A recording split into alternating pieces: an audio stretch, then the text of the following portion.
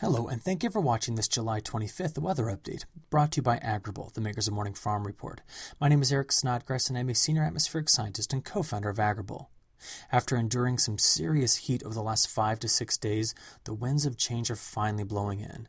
This animation shows the wind speed and direction for late Sunday evening.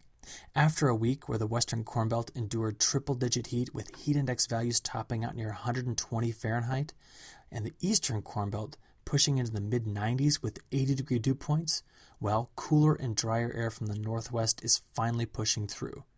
Now, I'm sure the first thing you noticed when you watched this animation were the hurricanes in the eastern Pacific Ocean. Well, this is Hurricane Georgette, a Category 2 strength storm with winds topping out around 105 miles per hour on Sunday. And here's Tropical Storm Frank with winds of 70 miles per hour. Now, let me draw your attention back to the United States. Right here, along this line, is where the southerly winds meet the cooler northwesterly winds.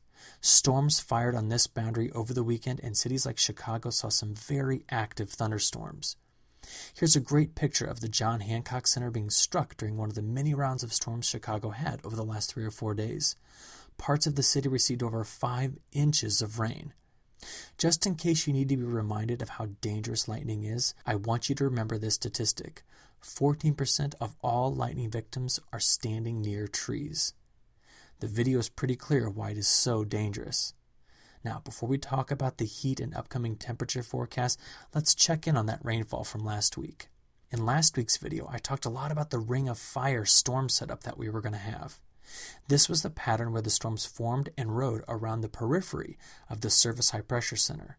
Sure enough, Texas, Oklahoma, and Kansas missed out due to the higher pressure that resided there, while Iowa, Minnesota, Illinois, and Indiana received a lot of rain during this past heat wave.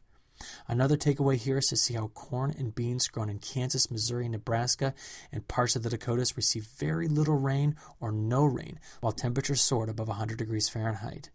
That is some serious heat stress during pollination in the western Corn Belt. Now, if we thought it was hot here in the central United States, we need to think again. A new all-time record was set in the eastern hemisphere, where a meteorological station in Kuwait recorded 129 degree Fahrenheit temperature. That's the temperature, not the heat index. The actual temperature climbed about 15 degrees higher than the heat index during last week's heat wave in the central United States. Well, this temperature was measured at 2 meters, or about 6 feet above the ground, where standard surface temperature measurements are made. Of course, it is much hotter on the ground, where the black surfaces can often reach over 200 degrees Fahrenheit. Just as an example, the National Weather Service showed this picture last week during our heat wave. It shows the difference in temperature between a black and white car hood. The difference was over 40 degrees. Now, the current world record for hottest temperatures held in the United States at 134 degrees Fahrenheit set in Furnace Creek Ranch in Death Valley. This record came to the United States in 2012, but wasn't set in 2012. It was actually set on July 10, 1913. For 90 years, the world record for hottest temperature was held by a city in Libya in northern Africa called Al-Azizia. In 2012, officials reviewed the records and determined that the thermometer was biasing the temperatures too high. They gave several reasons for the bias, but it was clear that when looking at the surrounding thermometers in that area, this one was erroneously high. Remember, when placing your own thermometer, it needs to be in the shade or under a heat shield out in the open where it can get some air.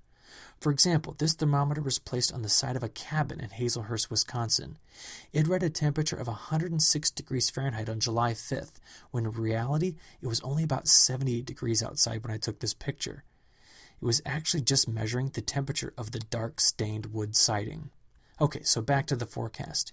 Here we're watching the animation of forecast temperatures through Thursday of this week. The flow in the mid and upper levels initially develops a trough over the eastern Corn Belt, which helps take temperatures back down into the lower 80s.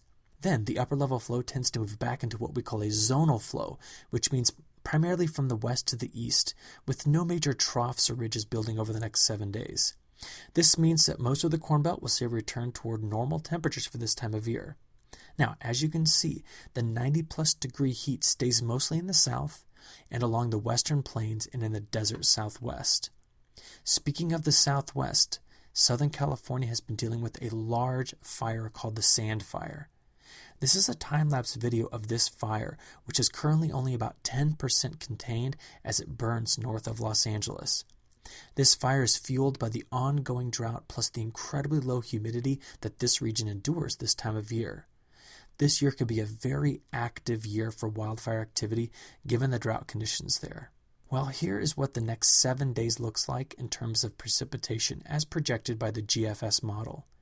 After the ridge breaks down, which it will do on Monday, the model is currently producing a lot of precipitation through Missouri, southern Illinois, and Indiana and Kentucky, and also Tennessee. We can see a lot of thunderstorm activity also along the lower Mississippi River Valley. But as we finish this video, let's look into what the beginning of August holds in terms of large-scale weather patterns. Forecast model runs over the weekend suggested that by the time the first week of August rolls around, another Midwest ridging event will be taking shape. Now, at this point, it's hard to tell the amplitude of this ridge or its exact position, but the models have been consistent with the building of this ridge. Two things I'm watching for. First, if the eastern Corn Belt stays in northwest flow on the downwind side of the ridge, there will be a continuation of the rain and storms over the same regions that have been recently receiving quite a bit of precipitation.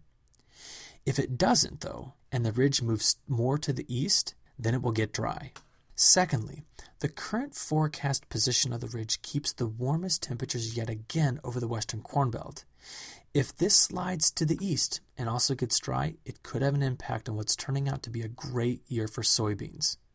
We'll be keeping a very close eye on this weather forecast and this pattern over the coming days to see how this next potential event evolves.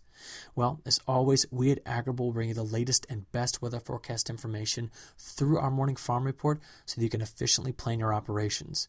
We thank you for your attention and hope you look forward to our next weather video update. Thank you.